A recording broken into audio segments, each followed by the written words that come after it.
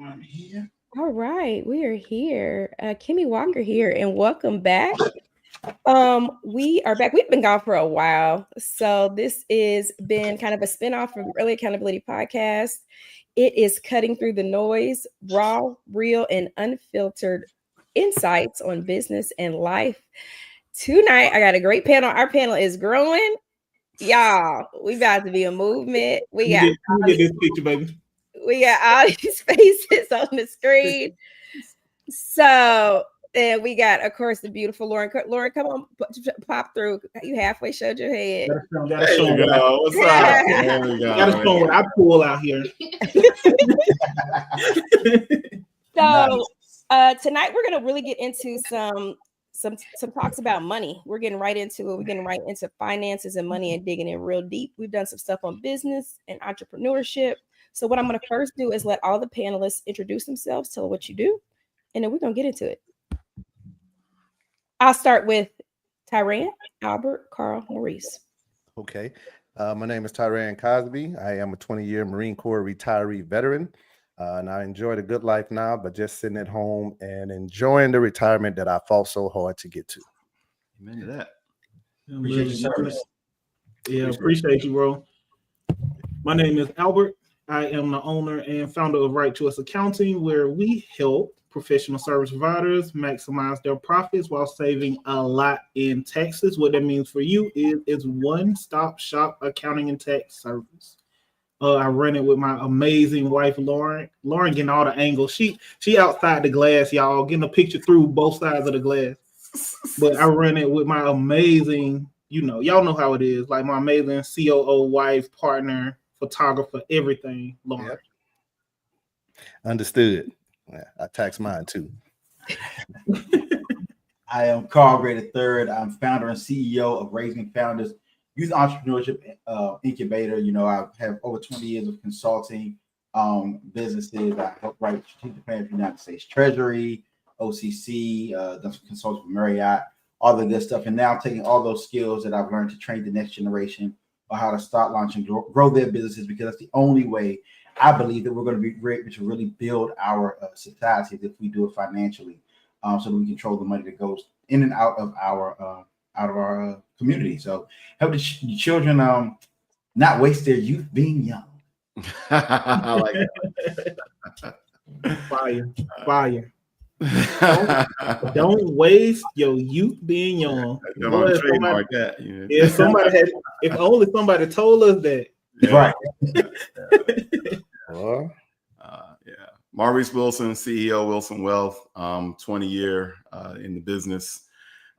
We help clients build tax-free and tax-efficient wealth for business owners, engineers, STEM professionals, located here in Charlotte and with offices in Nashville, soon to be Atlanta and Texas. And just blessed to be on the panel and with such illustrious people. And I just want to thank Kimmy. I always want to thank Kimmy. Because if you haven't started, Kimmy will get you started. That she will. You still need to go live tomorrow. You still gonna be podcasting tomorrow too. Yeah, I've definitely seen it 50 times at least. Kimmy get a whole group of busy people together. Yeah, we about to do this. We got to run it out. People. Yep. Yeah. Yes. Well, if you don't know, one of the prongs here, and Marice and Tyran are really two success stories from Early Accountability. They started as guests on my podcast during COVID after the George Floyd situation. We went on a mission to amplify and diversify. I'm going to say the word diversity. Diversity. It includes amplify the voices of Black men. All different types of backgrounds and walks. There's values in all of those voices, right? So I'm excited to be here. I think this is my first podcast recording I've done in the last week where I have a little bit more of a voice, and so I'm excited to be here. And I'm excited to have new people on it. This panel is growing. It's about to be a movement, and we ain't gonna know where, but from here, even more greater, right? So money is important. We talk a lot. So we have Carl, who does a lot with entrepreneurship and children. We have Marice, our financial advisor, Albert, our tax accountant, and Tyran, who is our 7-figure person who has learned how to do all this from being in the military, working a real job, retiring. Not that anything's not a real job, and investing. So he self-taught himself how to do I guess we say investing or stock. Yeah, investing. You know, I don't be knowing the lingo. So I'm in this remedial group, but I'm trying. But yeah, we're gonna be here. A lot of people that I trust here on the panel. And for those of you who don't know, Albert is my accountant, Marice is my financial advisor. So it's people who I trust right up here with my own money. So, and if you know me, you know I'm a hustler. I'm trying to go to the top. So I'm bringing you the best of the best here today. So we're going to talk about it. But I really want to get into it. So let's talk about wealth. Like I said, and let's talk about wealth in the African-American community or just in society as a whole. But I want to start off with, what is wealth? Wow. Well, I'll say wealth in my book is definitely being able to do whatever I want to do in life, and I can do it with my family. So we're not worried about not paying a particular bill in order to go enjoy ourselves. We can pay our bills and still go and enjoy ourselves. So that's wealth to me. Yeah, I would say it's practically, wealth is the level where you move past thinking about like the hand-to-hand transaction, like me pay my bill or me invest, blah blah blah. I think when you're wealthy, your wealth pretty much just handles all of it. So the money is out making the money. You know, we're no longer making the money doing that. Like, we're no longer like struggling to pay the bills. The money making sure the bills are paid. Like, and I think just setting it up through different assets and that sort of thing, that's true wealth. Whereas the focus shifts from being a money maker to being like an investor or owner. So y'all got to be quiet. Y'all can clean it up. Y'all know I be struggling with my. No. So like I'm a pragmatic person. So somebody asked me what a word means, I'm gonna look it up first, right? Before I start talking on my own. But it's, I mean, just because I don't like working. I got my definition by true on. What does it actually mean, right? So Investopedia had one. It said it's basically the total value of all assets owned by a person, community, company minus debt, which I kind of get, right? But then I actually looked up another definition. I don't know where it came from, but Copilot gave it to me. And I like this one a little bit better.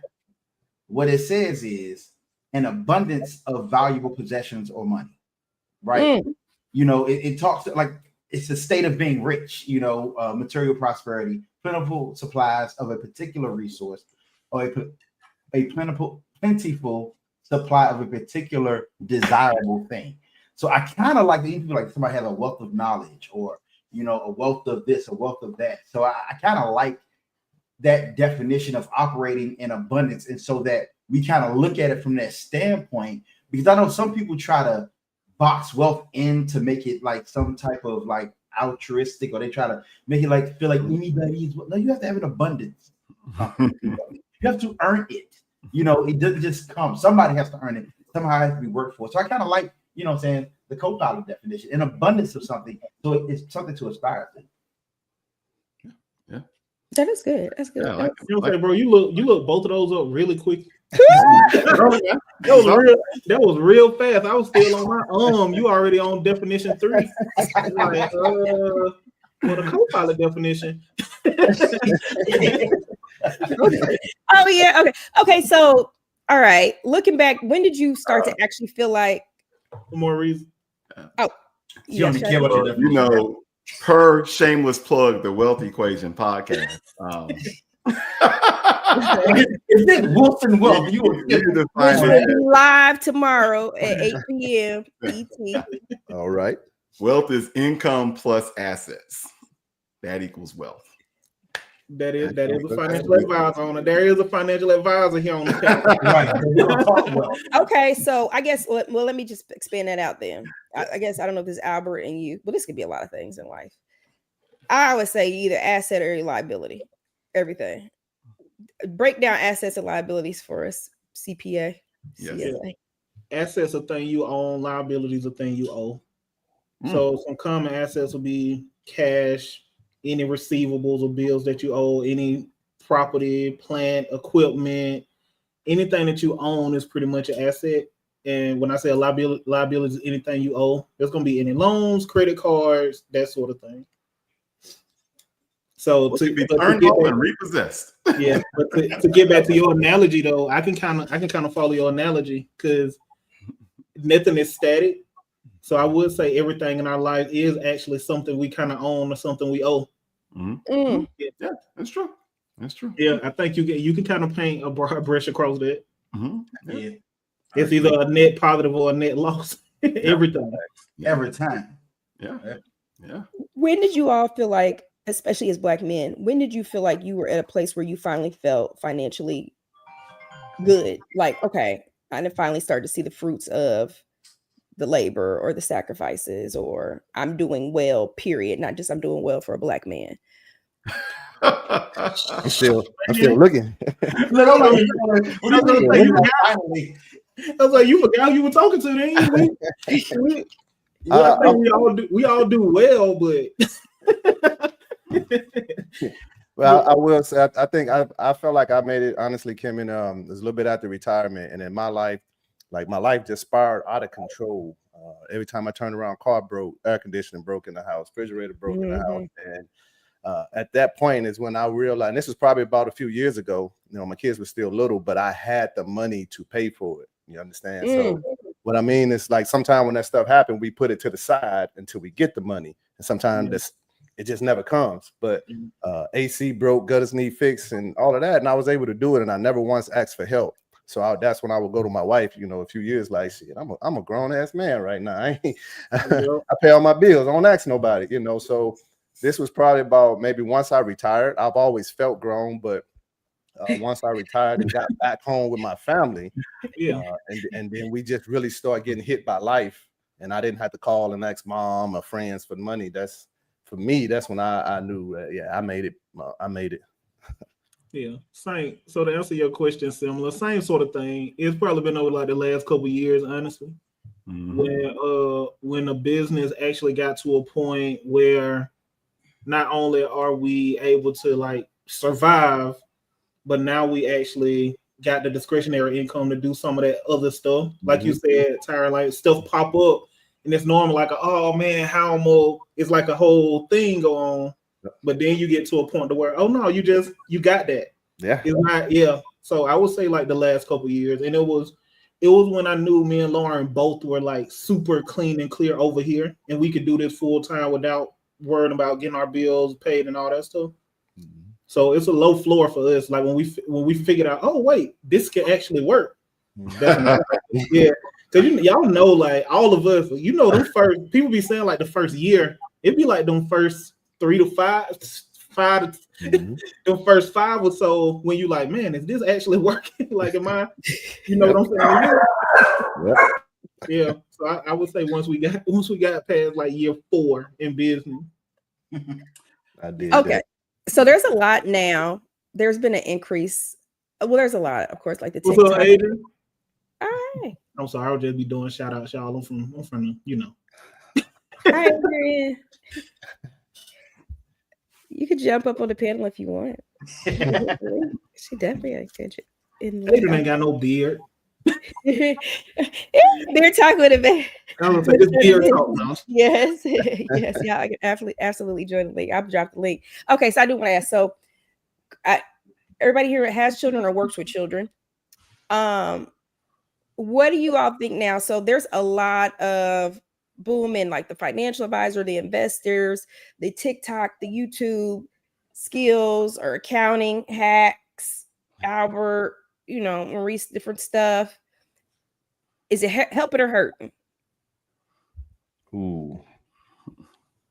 Well, I'll go first. I feel like it's a mixture of both, but I will 100% say it's helping, and I'll say it's helping because I'm one of the proofs of it that helped.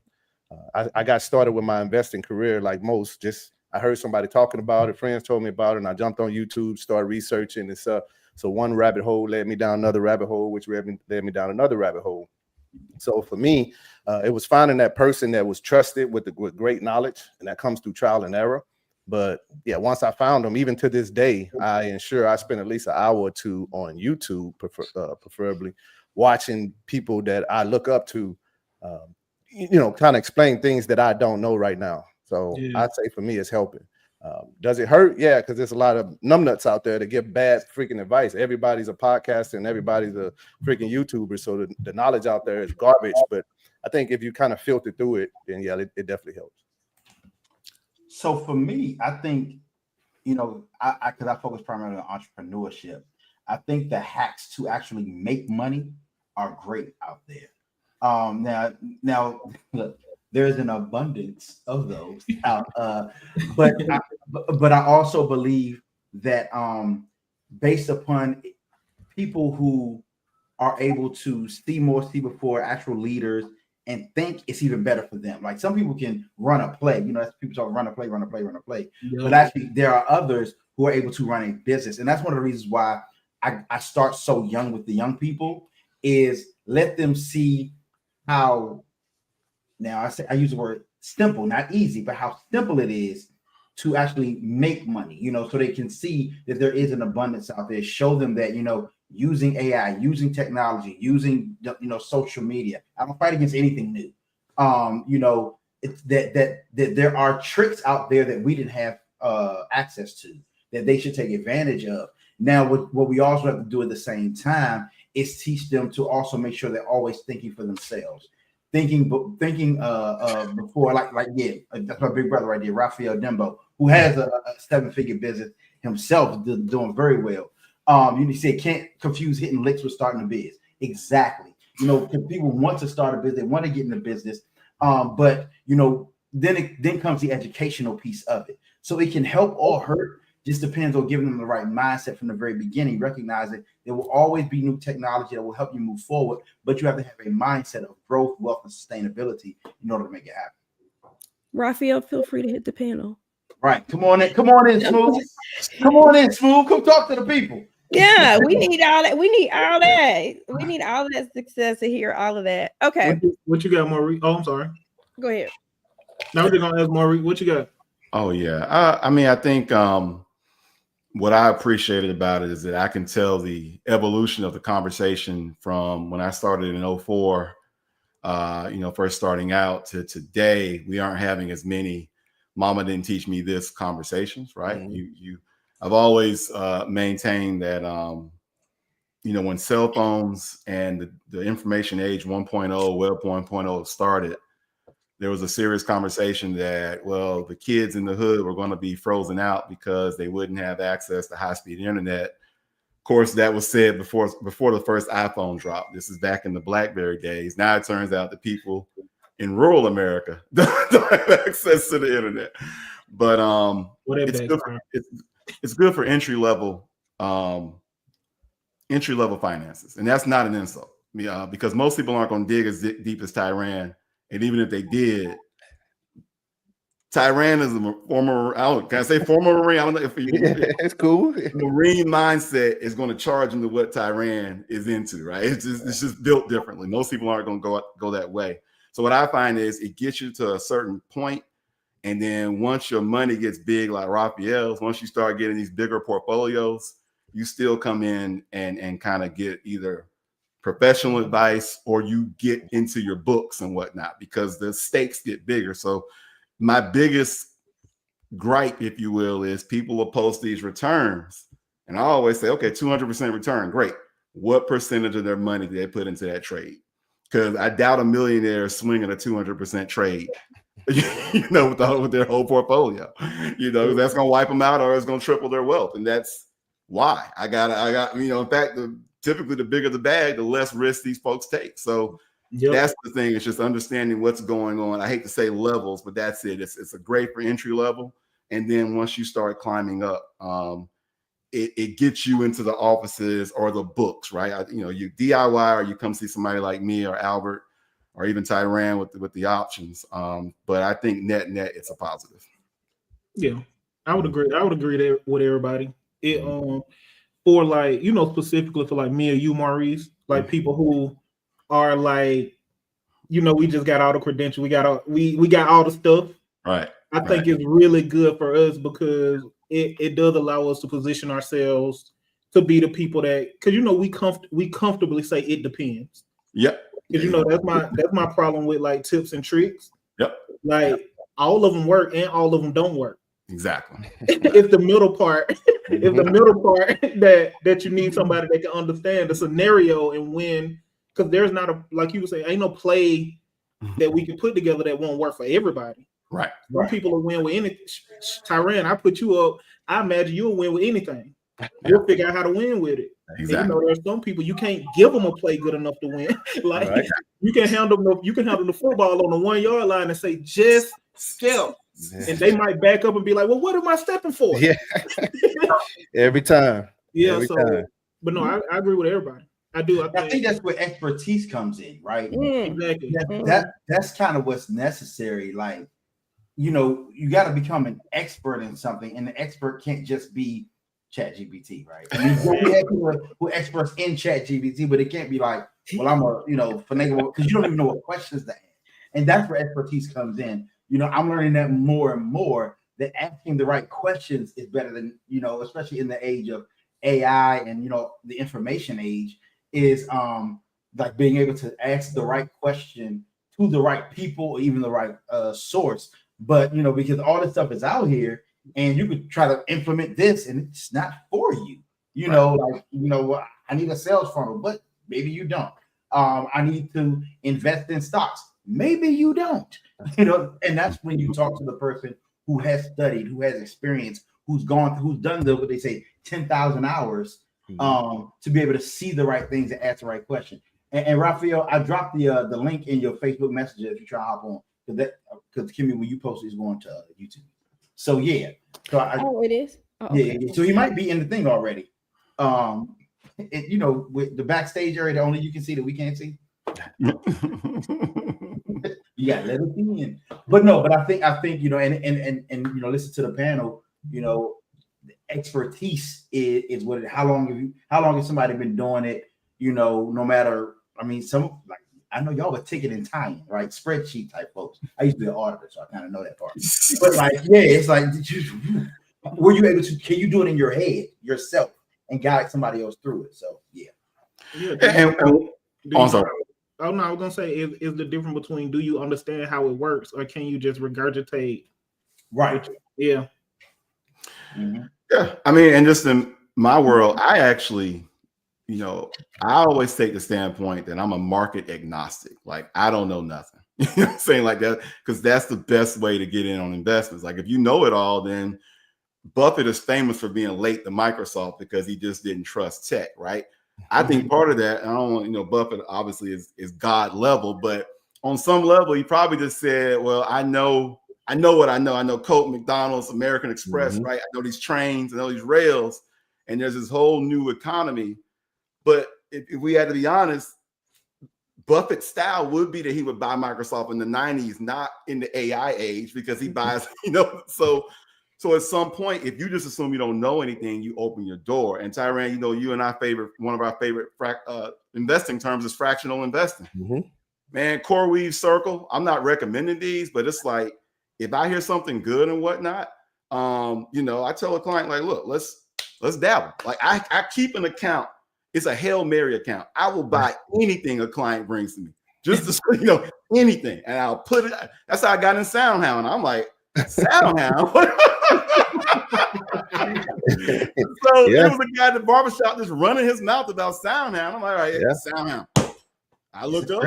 Tyran knows what happens next. So, you know, coming off the 08-09 crisis, Conseco Fieldhouse, the company behind Conseco Financial, they got buried in 08. Client was like, blah, blah, blah. He worked at some bank. I'm like, all right, dude, whatever. Boom, that stock was 10 bagger. So it's like, when you approach it like that, then you know, and I'm an engineer by trade. So we take in information and apply it, you know. And so it's like, you open yourself up to opportunities, because to me, to what Carl said, being an expert, as Albert knows, means you're okay with being sued if you're wrong. You don't like it. And so you guard what you say. That's the it depends thing that Albert was talking about. But then you put on your investor hat, like, you love this stuff behind scenes. So it's like, man, yeah, keep bringing me them stock picks. You know, like I'm gonna throw them in here, blend them up, and then whatever works, I'll put it in my client's portfolio. And that's, to me, not to sell my firm, but that's a value add that we bring. Like, I'm not like these Merrill Lynch advisors where I'm running it up to the manager and whatnot. I'm an investor like you, like I want to win too. So, and with the era of fractional investing, yeah, let's get the influencers in. Let's test out what they got and let's help out your portfolio. And it's been really helpful for us. So that's why I say it's a net positive for sure. So. Yeah, I love it. Raphael, welcome. Hey, welcome. Please introduce yourself. You in the airport? Yeah. Well.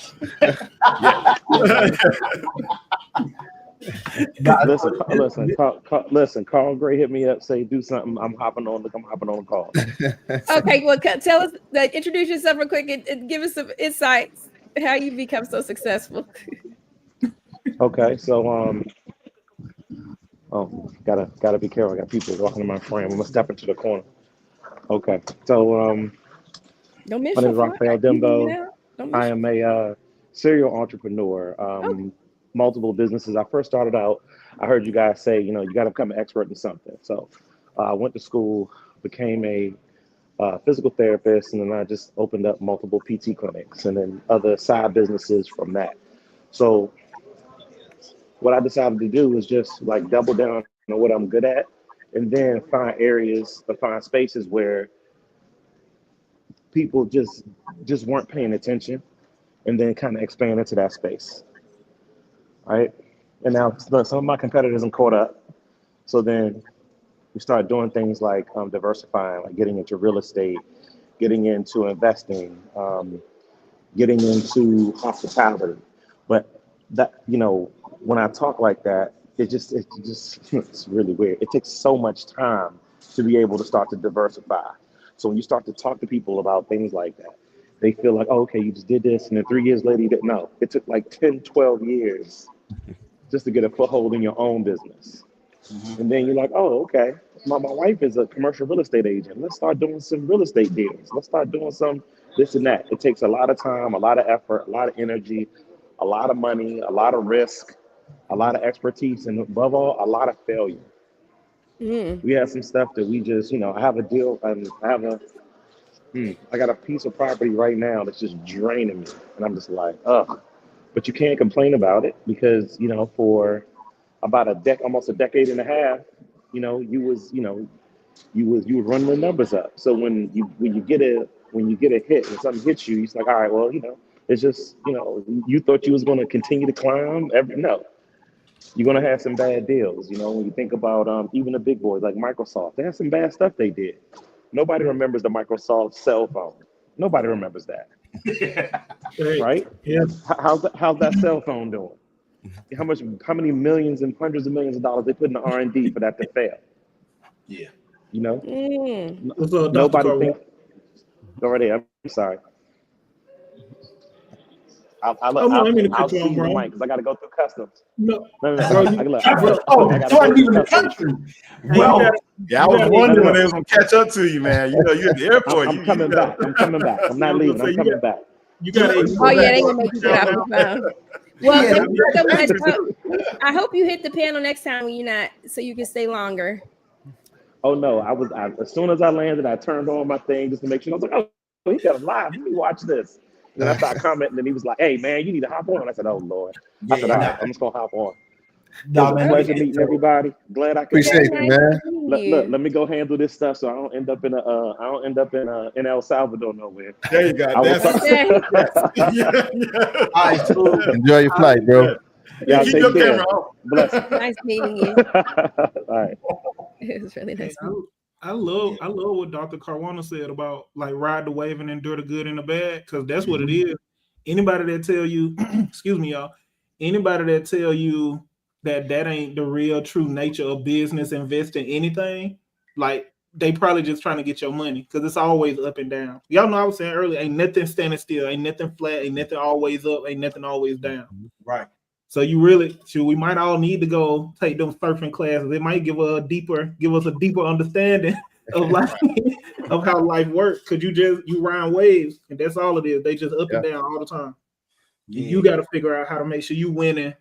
The investing guys could tell a lot more about that. You just got to make sure you winning or holding steady, whether it's up or down. There you go. And I'm always gonna take it back to the youngins, right? That's my thing. That's why I want them to start early. Because think about it, y'all.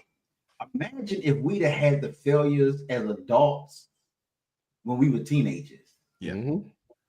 Yeah. You see what I'm saying? Like, oh wait, you get used to bouncing back when it's. I mean, in safety, you get used to like you teach a baby how to swim, and that way they're never afraid of water. Like they're becoming Michael Phelps. But you try to teach an adult how to swim, they gonna fight at every turn.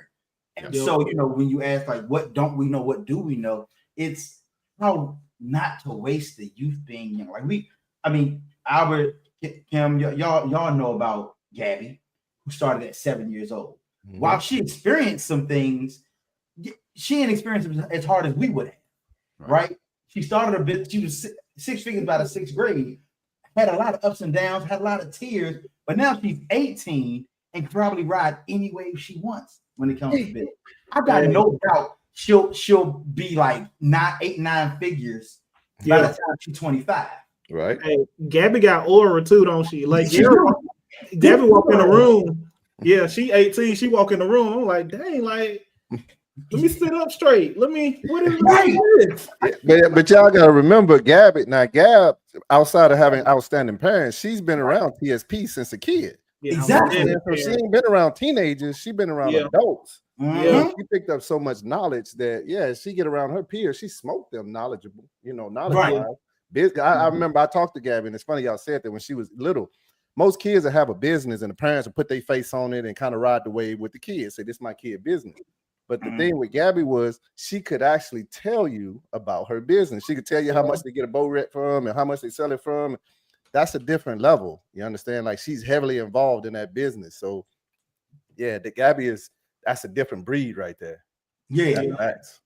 And when you say different breed, like for me, I don't necessarily call it a different breed. She just moves different, because I think all of our kids are the same breed, right? She got, like you said, she got good parents. She was in the right rooms. I'm like, if we could get all of our kids, and I know it's not possible, but it's like what I try to say is, she's special, but she's special because of moves that were made and things that were imparted into her. So like if I see, so I don't want a parent out there to think that because dad's not Mike doing a bunch of stuff in comedy, and mom was basically a lobbyist, doing stuff, but and it was just the fact they imparted and they believed in her, and they used what they had, because I could tell my story. I didn't have parents like, I love my parents, great parents, but they weren't like that, and I still, me and my brother still made it. So it's like, it's just the parent making a decision to like, I'm gonna put you in as many good rooms as you can. My mother put me in the room. My parents put me in the room with my pastor. And my pastor pretty much just dumped into me so many great things that made me believe in myself that I could do anything. So yeah. So when we talk about that, like you said, she was around the right people, but just throw them in there. Just throw them out that joint. Well, Tyran made a good point. Why I wanted to bounce on a point too, because Tyran said, she's in a room with grown people, but kind of our culture is, you need to get out this room with these grown people, right? Like you stay in a child's place, right? And I thought I kind of hit on that. So what are some of the biggest myths or maybe misconceptions you feel that you have experienced as a Black man in wealth or money and finances? What weren't you taught about wealth? Kind of like what Carl said, what did you have to learn through the hard knocks? Like what are some things that you don't feel like you were taught? Yeah, sure. I would say most Black men our age is we weren't taught nothing. everything that we learned has been through education, or even worse, like through loss. I think most of my lessons have come through being willing to try something and lose with it. So I ain't have like we still the generation of first to go to college and first to blah blah blah, first to blah blah blah. I ain't have nobody to teach me anything about like acquiring, keeping wealth. I think that's my job for my nieces and nephews. You know what I mean? So I'm still a little close to like I guess I'm first. Well, I guess I don't know, y'all brothers older than me though, right? I ain't what? Because I'm younger. Yeah, I would say I'm 38. So I know y'all brothers a little bit older than me, but you know, in my generation, you know, I guess I'm who will be kind of putting them. Y'all know it. Yeah, I'm sure it still feel weird for y'all too, like to be instead of bro. Yeah.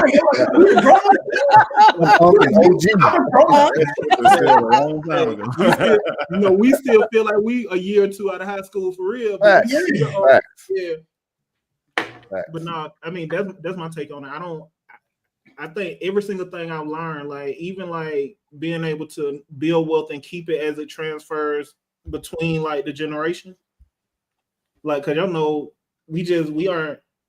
our community isn't privy to a lot of that stuff. And I would say like some of the weakness. Oh wow, Adrian. Nobody would have been able to convince me that I was older than you. I mean, you were older than me. Okay. All right now, Adrian. Don't be nah. But no, I would just say like everything that I learned about building wealth has been like out the mud. For sure.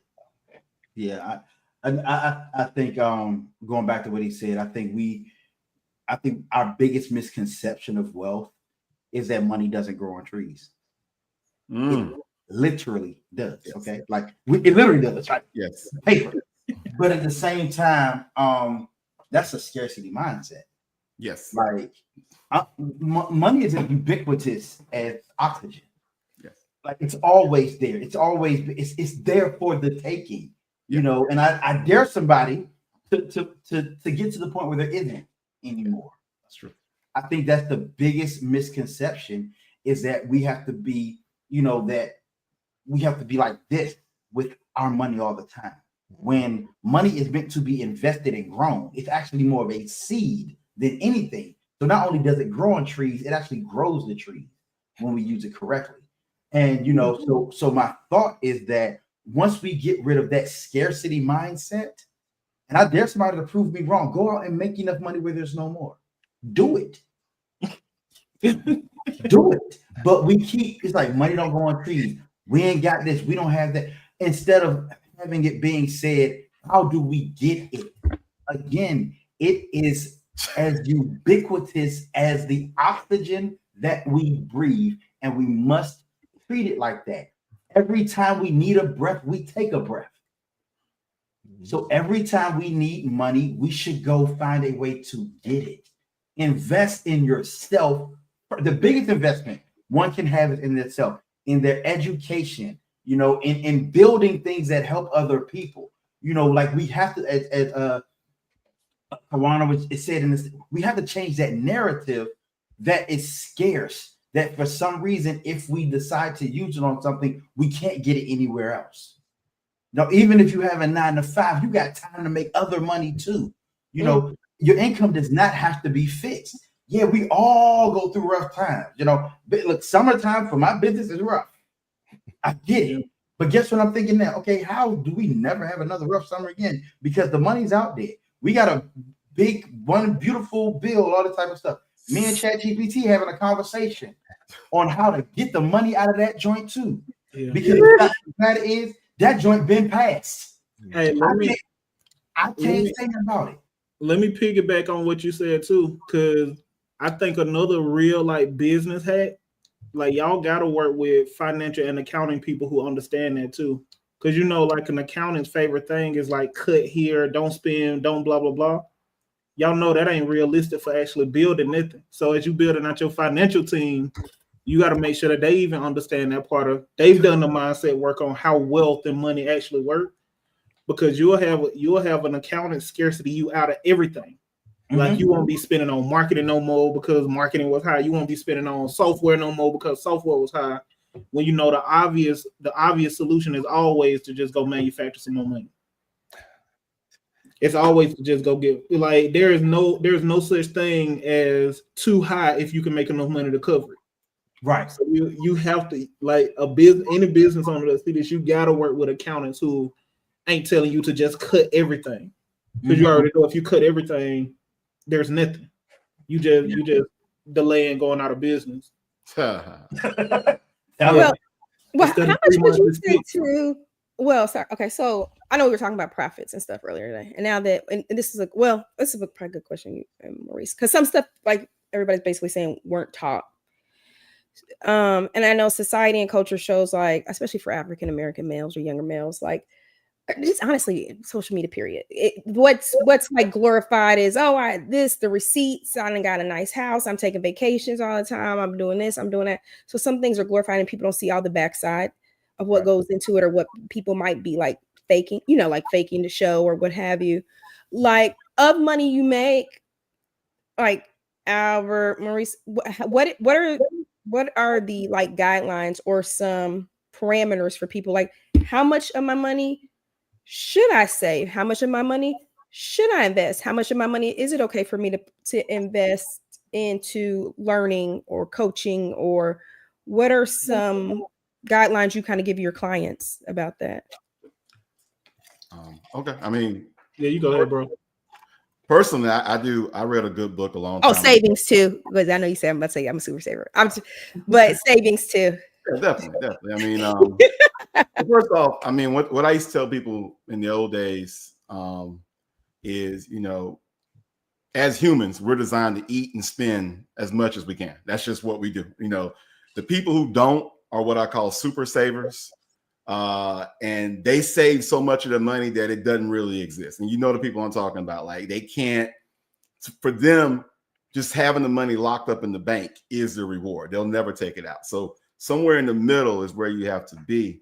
I read a good book called Start Now, Finish Rich, Start Late, Finish Rich. And they said 25%. I read that like in 04, 05.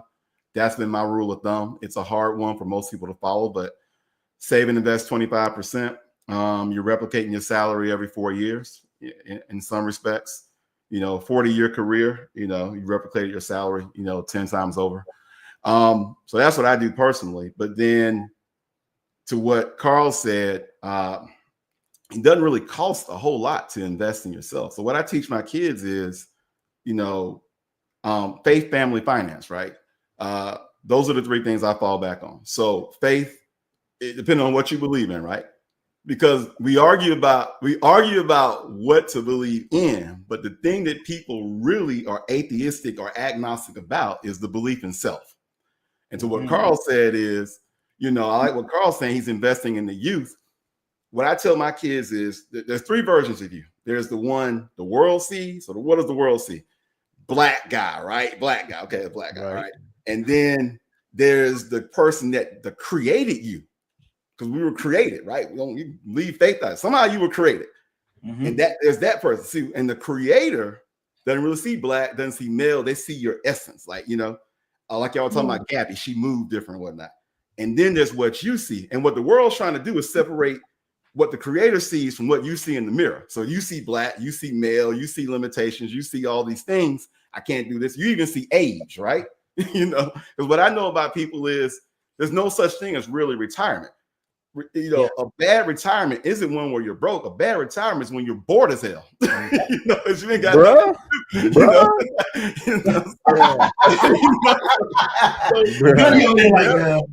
will never escape the true mission of life. And this is what I like what Carl's saying, which is finding out, why am I here? What am I supposed to be doing? Right. You know what I'm saying? So going back to investing in yourself, that's books, that's experiences, that's, audio books, things of that nature. So that costs you nothing. But, when you do that, then you'll know what to do with this money, because a lot of people are saving money, but for what? What are you going to do with it? So for me, I invested in myself, and then I built my business, and you guys did the same. I do want to go back to what Black men learn or don't learn. Layoffs are happening right now, right? So I had one of my clients, he got laid off, and young guy, like really young. And I said, man, a couple things going to happen. One, in 3 weeks, you won't believe, you're going to call me an a-hole for saying this, but this will feel like nothing. You're going to normalize in 3 weeks. It just happens. It just happens. Yeah, you're going to hit. And right now your voice shaking and whatnot. In 3 weeks, you're going to be, it's how we're built, right? Yep. Second, I said, this is the problem with job. I said, there's 293 million daily transactions in the U.S. economy. 293 million. So you can be on that side, swimming in there, trying to figure out, like Carl said, how to make that work. You know what I'm saying? Or you can have this one job and hope that they don't let you go. Now, me, the reason I got into other than loving investing was people were getting laid off when I got hired. There was the dot-com bubble. I worked at Chrysler, the PT Cruiser. They were like, oh, we're going to take it down. That was Detroit. Then I went to Atlanta, and the towers thing happened in 9/11. And so they would haul us into an auditorium and say, look, there's Delta Airlines, there's United Airlines, there's American Airlines. We're all circling the airport, and we're running out of gas. And we'll just slowly all crash. Welcome to your career, right? And so as they started laying people off, I had one of these journals right here. And I said, I don't ever want to go through this when I'm 40. So I made it happen. And so I am in my 40s now. And I'm not trying to be an a-hole, but as people are getting laid off, it's like, yeah, man, that's like, this is what I prepared for. I mean, because layoffs have been happening my entire career. So I tell them, like, look, like the thing about the wealth gap, like Musk could not run Tesla and Doge and SpaceX and XAI. He couldn't run them effectively. Jack Dorsey couldn't run Twitter and Block at the same time. Right. Most likely Bezos, he had to give up Amazon. I doubt he's really looking at the Washington Post and all these other companies. They have all this wealth at the top, but they can't watch it all. That's your opportunity. Find out what's working well and go after it. Like Carl said, the money is out there. And so, so that's some things I wanted to get off my chest. But I think we aren't taught that. I think we're taught security, get that one job. And here's the thing. I will say this, is I got clients all up and down the line. They're kind of taught the same thing, to be honest with you. Like I'm in a lot of different rooms. Here's the difference, though. They have the luxury of just being taught that one thing, because they're usually not the first one getting kicked out. So I think what needs to be taught is like, look, you're probably going to get laid off. You're probably going to be the last hire, first fired. What's your backup plan? What are you going to do when that happens? And so that's the thing I think I would add to what we aren't being taught is prepare for the worst and I hope for the best. And what does that look like? So that's my things. That's good. Thank you, Marice. Yeah, So do you not believe in? Do you not believe in? Okay, so I will see people like talk or say like, "Oh, they going on vacation," but then like next week they asking for somebody help them with their cell phone bill. You said some of them. Welcome to all the people. Like you said, we got to continue. Welcome to my world. Yeah. You said people on vacation. What? I missed it. And then next week you need somebody to help you pay your cell phone bill. Yeah. I mean, look, I think that's also that's a scarcity mindset, right? It's like, to me, that's you doing stuff you had no business doing. But hear me out. It's either a scarcity of time or opportunity, right? It's like, well, I don't know if I'm ever going to be able to get to the point where I'll be able to do this the right way. So let me just do it now and deal with the consequences later. YOLO, right? It's like they don't see the consequence till it hits them, and they like, I don't want accountability for it. I don't want to, feel the pain. So let me go ask for help and do all this type of stuff. But it's that scarcity mindset once again, because so for instance, this year, y'all know my coach Lamar. He's not a nice person. I know people will see this. He's not competitive. I wanted to go to Las Vegas for WrestleMania for this year, but that was during spring break. He was like, yeah, Carl, you going after 7 figures. Spring break is when kids are off. Do you want to be a millionaire or do you want to go on vacation? So you know what I did? I canceled my WrestleMania trip, right? Not because for the reason he said, I need to focus. I believe that I'm going to get to the point. I'm going to get to 7 figures. So when I do that, guess what? It just so happens that they're going to be in Vegas again next year. They were going to be in New Orleans. Everything I said that I wanted to do when I got to a certain number. There was 2 reasons. I said, I want to make all this money. Number 1, so I'll go to WrestleMania for Vegas. And number 2, I want to be able to play Grand Theft Auto 6 when it comes out. Both of those are delayed to next year. Just so I can make it. That's a man that got his priorities right. Heck yeah, boy. Heck yeah, boy. But like, so my mindset wasn't, oh no, I got to do it no matter what and whatever happens. No, it's, you're right. I feel that what's inside of me is good enough to get me to that point where my coach says I can be, because he sees something in what I'm doing. So I can wait. Even if it don't happen like this, what's on the other side when I have peace going? Because guess what? The Sunday after he told me that, he was like sidelines at the Super Bowl. Because he can do that. I was gonna say, he just showed you the levels real quick, didn't he? But see, then this last weekend, he gets on stage and he ain't up there bragging about how much money he got. He bragging about how much money he spent with Black businesses. Millions. I'm like, oh, there's something else to brag about that ain't nobody thinking of. The levels, yo. Like, that's a flex. Like, that's the flex of all flex. It's like, yo, this man got up there and said, oh, he didn't even do all the money. It was like, we spent this much on our employee compensation, families that they fed, jobs that they've created. Like, I'm just like, our payroll on this side ain't number like 10, 12 a month, 10, 12K a month. This man's payroll is millions and millions over some years that he's helping people. Like, man, it's a different flex when your priorities are right. It's like, I can build this thing. So going on vacation, that's gonna happen to me. I'm gonna get to Belize with them. I'm gonna go to London, Black Business Week, all that type of stuff. I ain't got to worry about just running off the Tulum for a little bit and then having to come back and beg. Nah, I see further than just that. So I think the scarcity of my time, the scarcity of, the abundance of my time, the abundance of my resources, the abundance of my skill help me to have the discipline to not necessarily be able to live the flex anymore. That's deep. I agree with that. I also think that this is me. Going back to what Kenny said about when you think you made it, I actually find having the money, and this is going to be really sacrilegious, I actually find it to be quite boring. I ain't gonna lie. Like I really do think after a while, it's like I see why these guys way up at the top do all these weird stuff, because it's like you go from like, I remember like I would look at other people's bank receipts. The ATM, they leave their receipts. I'm like, man, it'd be cool to have like 7,000. Oh yeah, somebody. So, whose account was it? Yeah. And then it's like when you and get still there, wait till you got $20 or something. Yeah. So it's like, it's interesting.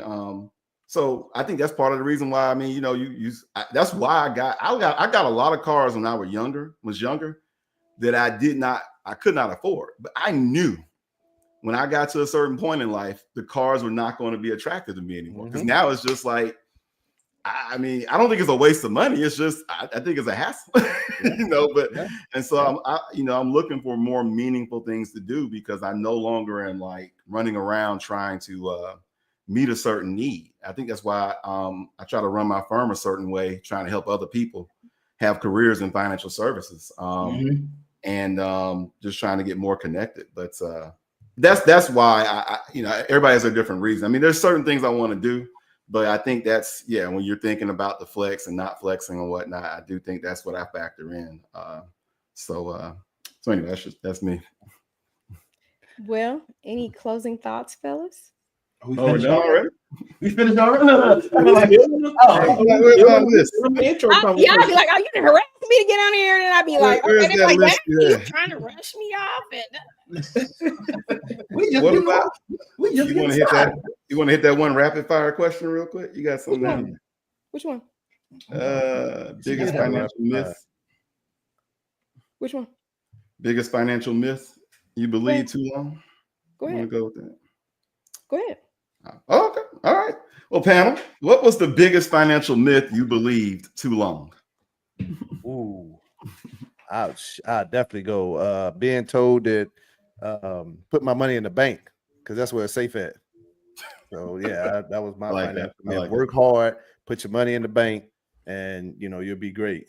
And I didn't realize till I got older that was definitely a myth. My money did not grow. It did not grow in the bank. So that would be me.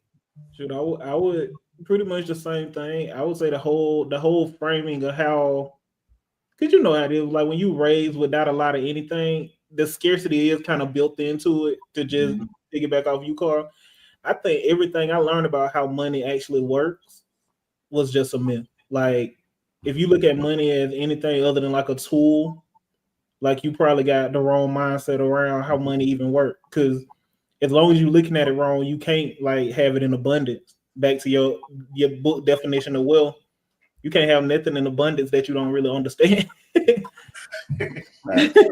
Big facts. I think for me, along with what y'all said, I'm glad y'all said it, so I don't have to. Was that I needed to wait to start acquiring and building wealth.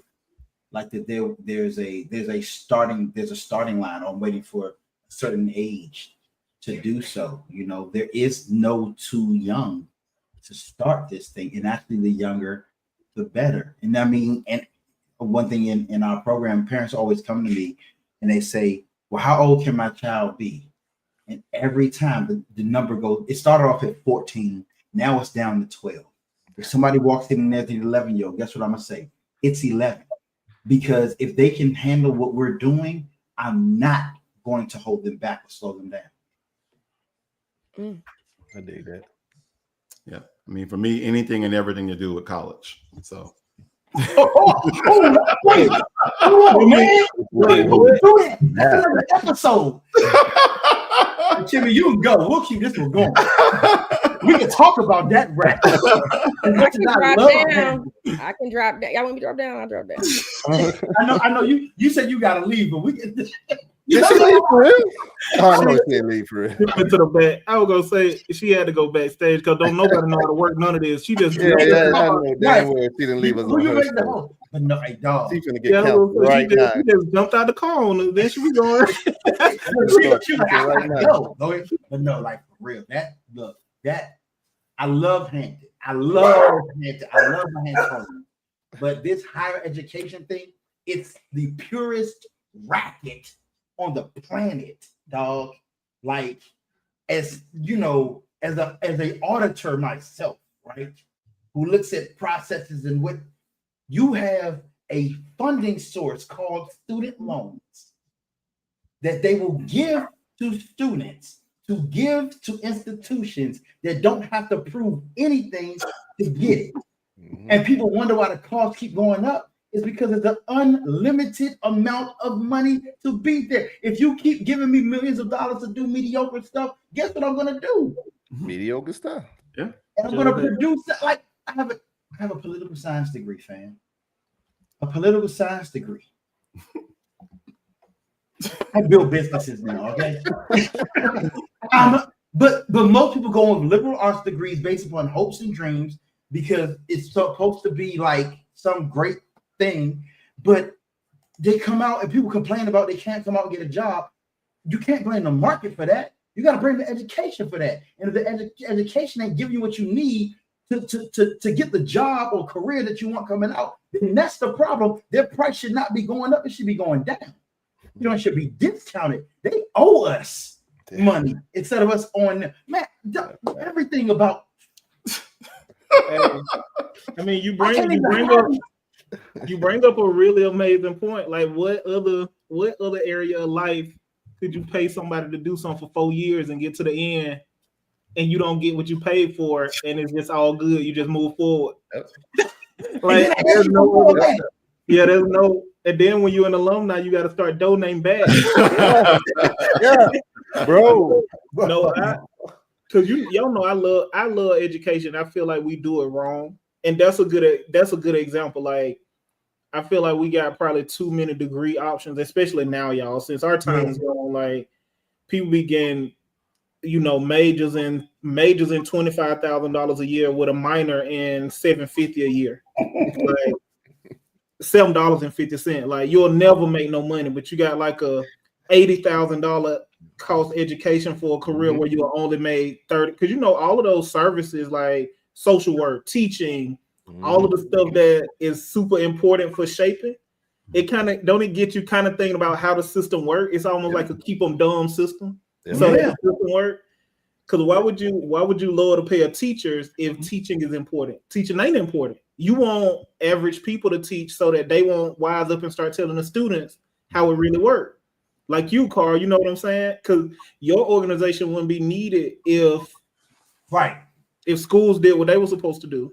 Like, so now I always be the one like, nah, you can't tell me about education because my education, blah, blah, blah. But when you think about how it's done, you can't really argue. It's a great thing, but it's just they messed it. They messed it all up. They took a great thing and messed it up and made it all about them making more money instead of them like actually helping us build like a strong economy. Now we seeing the downside of both. It's a pure racket. And come back, Tim. I was just joking. Yeah, I mean, like, because I sit there and I think about it. Hey, y'all, real quick. Stop being selfish for just a second. Not selfish. Stop being deep for just a second. Tell me you want to read that as BBL and NBA.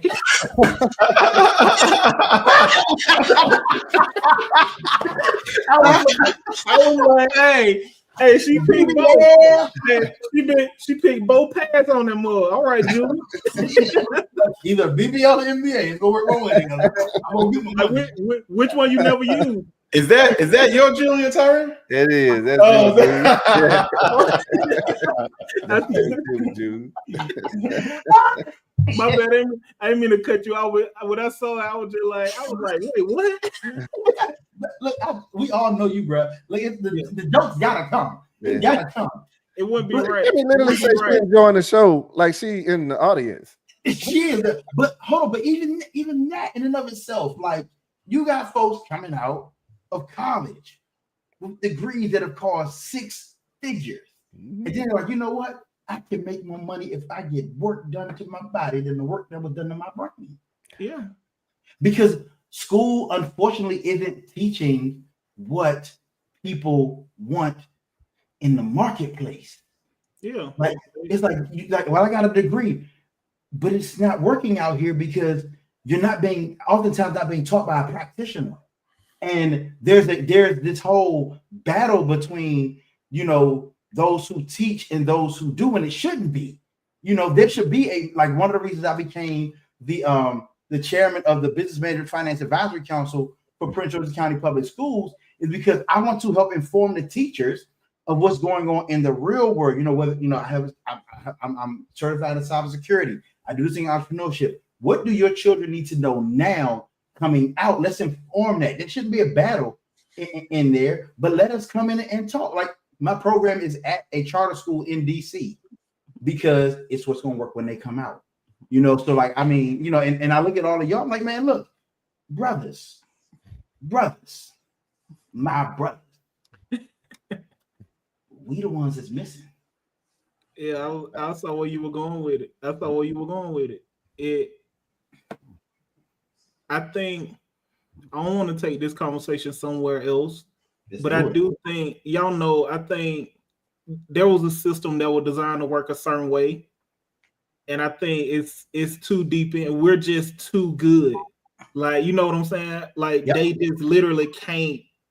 They can't hold us down, so they keep on trying to move goalposts, and now they're running out of places to move it to. Because it used to be hiding in the books, and then it was like, okay, education. Then it was like, oh no, you got to know somebody. You need 2 years of minimum experience. Then it was, but they can't necessarily hold us. You know what I mean? Right. So they keep on, and now it's just silly because you're trying to move. Like, now nobody can reach the goalpost, and it's affecting everybody, and it's just because you were trying to move it so that we couldn't reach it, but you can't move it far enough for us to not reach it because we are who we are. You know what I'm saying? Right. But I think it all kind of goes back to that. Every single thing that, like, if we start unraveling the different layers of the onion, it's all gonna go back to like, hey, we live in a country where they wanted to build white wealth on black brilliance, labor, everything, and then when it started becoming hard to do, they start putting things in place. And like, it's always been about who you know, but they could tell us no because we didn't have a degree. It's like, it ain't because it's my niece. This because she has a degree in political science from whatever. Right. But now you can't say that because who got the most degrees? Black women. Right. So now you got to figure out, okay, well, we can't be degree no more. What is it? Well, 2 years. They got to have at least a good internship with 2 years of relevant experience plus a degree. Okay, get that. Because while you doing that, they over here getting experience because these other companies trying to make their team look more diverse. So you trying to block them while somebody over here, they hiring them just because of how they look. Okay, so now we got a degree and an experience. What next? Oh, we ain't got no more jobs. Like, we fresh out. We fresh out of job. But that's why I believe the Most High gave me the title of my company, Raising Founders, right? Not raising businessmen, not raising entrepreneurs, not raising workers. We've done that. Like, we've been the inventors. We've been the workers. We've even been the creators. But what's often happened is we neglected to be the founder. And when I say founder, it's building something that's big enough for somebody else to want and want to purchase, want to acquire, or even be able to hand down generation after generation.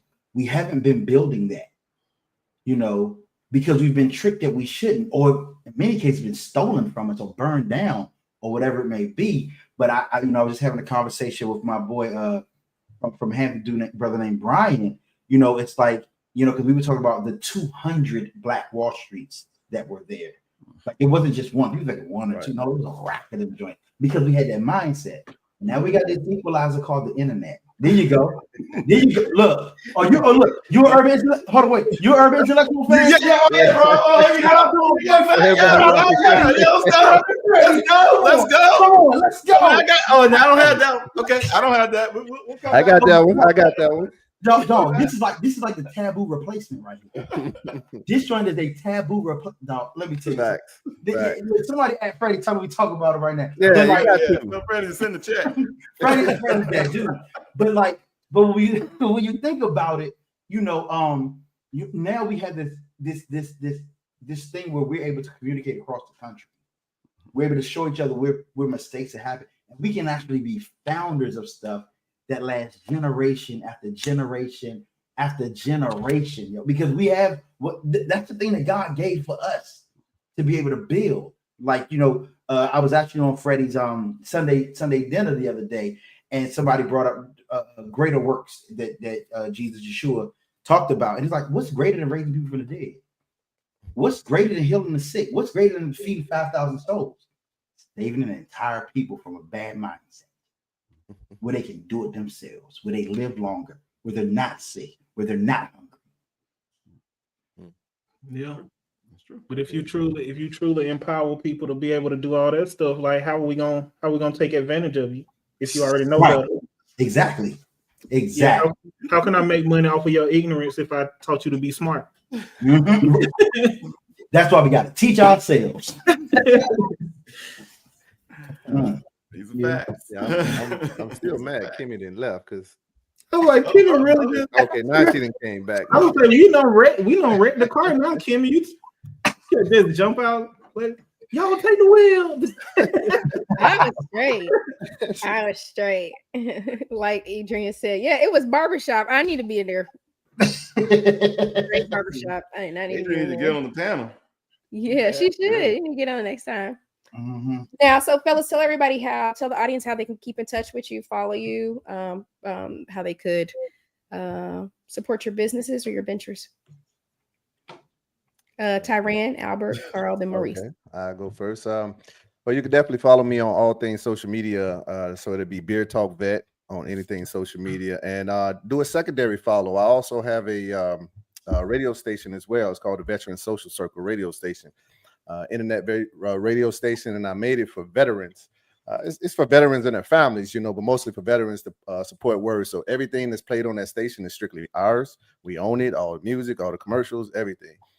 So Beer Talk with a Vet and the Veteran Social Circle is how you can find me. Giving stock knowledge, investing tips, the whole shebang, and teaching veterans how to be retired and keep your ass retired. Ooh. I love it. Somebody else go. I don't want to go at the end. No, I'll just play it. My name is Albert C. Hurston Jr. Of course, I'm the owner of Right Choice Accounting Solutions. You can find me all across social media. Company page is Right Choice Accounting Solutions. And I'm Albert the CPA. on some of them and Albert C. Hurston Jr. on the others. So if you want to find me, it's either Albert the CPA or Albert anywhere. And if you want to just kind of see the amazing work we do for our clients, I'd be almost scared to tell people to look, y'all, because everybody be want to come work with us and fire their accountants. And I'm about my accounting brethren, so I ain't just really like.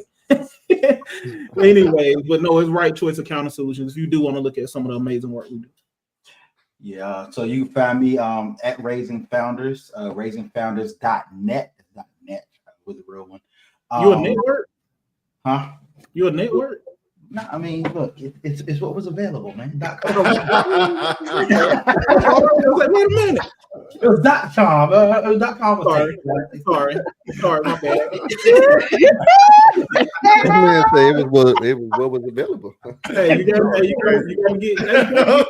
get what you can get. You gotta right. Understood. Don't get rid of just the bad.com from them.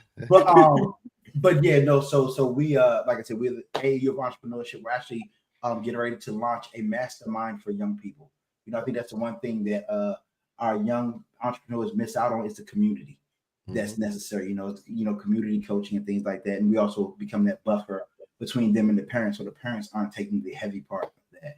So yeah, we're launching that now. It's going to start on July the 15th, take them 60 days, building out a brand new offer to prepare them for going back to school, as well as Black Friday. So they actually make money. We are the AAU of entrepreneurship. So imagine, your child learning the same stuff that they were learning on the basketball court, which takes them to the highest level. We're doing the same thing for entrepreneurship because our goal is to create 1,000 Gabby Goodwins. Yeah, I'm with you on that. I'm with you. What's crazy? So I'm almost doing some of the same, man. So Carl, I don't even know if you need a partner in some of this, man. Let's do it. Ain't nothing but a word. That's how it works. Yep. Yes, sir. Marice L. Wilson. I think that's coming up for good. The website, www.wilsonwealth.com. All things at Wilson Wealth on Instagram, Facebook, LinkedIn. And then my podcast, the Wealth Equation Podcast. You can find us on YouTube, Podbean, Apple Podcasts. And we broadcast Wednesdays, 8 p.m. And then looking to do more as Kimmy nods aggressively. Yeah, Kimmy, get them right. Back there like, get them right. It don't even look like you just off his camera too, Kimmy. We think you up there. I can see that gun off the edge of the... Y'all gotta make me look good. You already know what the assignment is. No, I'm just playing. But y'all, thank you so much, Kimmy Walker. You can check out my podcast, Early Accountability Podcast, anywhere where you listen to podcasts. And to these fellas, thank you so much, Carl, Tyran, Albert, Maurice. I appreciate you all. This was very fun. This is a different rendition. I think we should keep it going. Keep the momentum. I want to get some more people up here. I want to pack the panel. I want 10 squares up here, and then I'm gonna drop down for real and let y'all have it. Carl can host. I like an elevated barbershop conversation. See, this ain't like the barbershop. I had to drop down for y'all could really have, you know what I'm saying? The barbershop talk be more, it'd be a little gossip in there. See, our stuff is more, the whole life effing around with us. So it's definitely barbershop times 12 or so. Yeah, we're a barbering establishment. We're no barbershop. You come down the corridor to get to this establishment. Well, I appreciate y'all, and until next time, thank you again, fellas, and to the audience. Thank you for everybody from all the audiences. Thank you for tuning in. Thank y'all. Peace. Oh yeah.